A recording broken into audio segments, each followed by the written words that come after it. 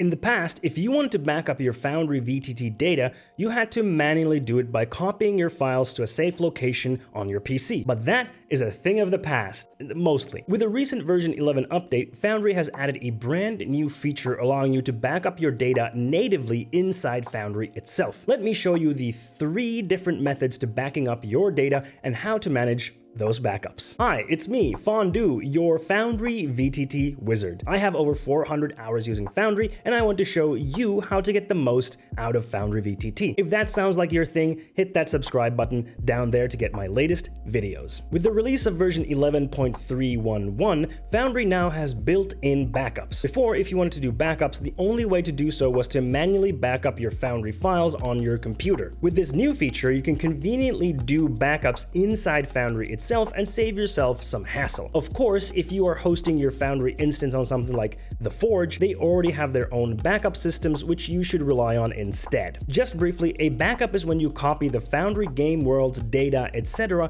and store it in a separate location. Backing up is important because backups can be used in situations where something happens to your Foundry world so you can restore it to a previous point in time. For example, if you were to update to a new generation of Foundry, say from version 11 to version 12 when it comes out, and your game world gets corrupted when migrating, it can be very hard to get that game world back up and running without a backup. So take this as your reminder to back up your worlds regularly. With this new feature, there are now 3 different types of backups in Foundry.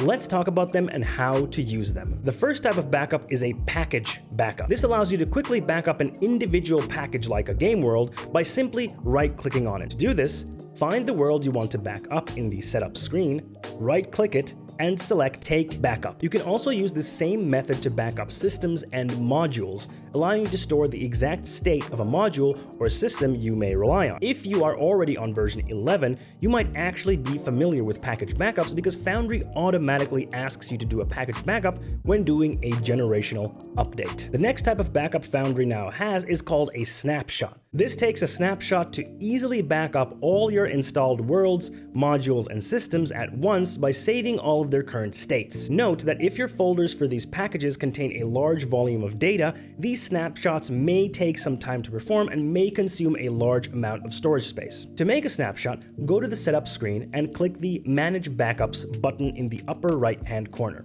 Then, at the top of the Manage Backups window, click Create Snapshot. Due to the potentially large amount of data consumed by snapshots, you should use them sparingly. One very important thing to note is that snapshot backups only store data contained within the modules, worlds, and systems folders. They will not back up files stored outside of those folders, including any image or sound assets. So, if you have any important files outside of the modules, worlds, and systems folders, and you want to back them up, you will need to use the third method. The third and last backup method is the old method of manually backing up your Foundry data. You just need to copy the user data folder to another secure location on your computer. The user data is usually located inside the local app data/Foundry VTT folder on Windows. For more detailed instructions on how to back up manually, check out the link in the description. Now that you know how to create backups, let's talk about managing them and restoring them if needed. The Manage Backups window I mentioned before is where you can see all your backups, minus the manual ones, and decide what to do with them. The window allows you to filter your backups by snapshots, worlds, modules, and systems for ease of use. On top of that, you can also use the search box to find specific backups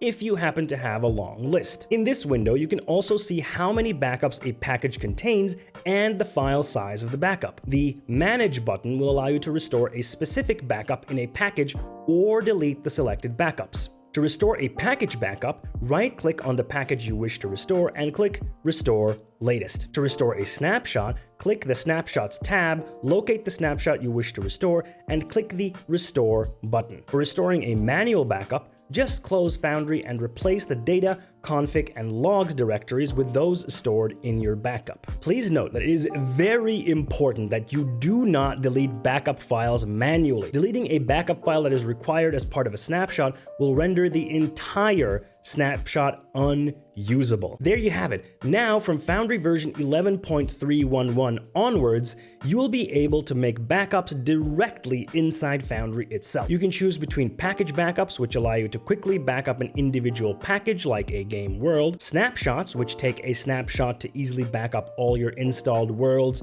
modules, and systems at once by saving all of their current states, and manual backups, which are the old classic backups that will back up all of your user data. With this new feature, you'll be able to more easily make sure that you don't lose your data. What do you think about this new Foundry feature? Let me know in the comments below. I would really like to hear your thoughts on it. And while you're down there, I would kindly ask for a like and subscribe for engagement, and send this video to anyone who you think might enjoy it. Those are the easiest ways you can support this channel, and they don't cost you a dime. Did you know that I also stream every Monday and Wednesday at 6 p.m. Eastern European Time, which is 8 a.m. Pacific and 11 a.m. Eastern, on twitch.tv/diceandeasy. Come on over, talk TTRPGs with me, and let's have some fun.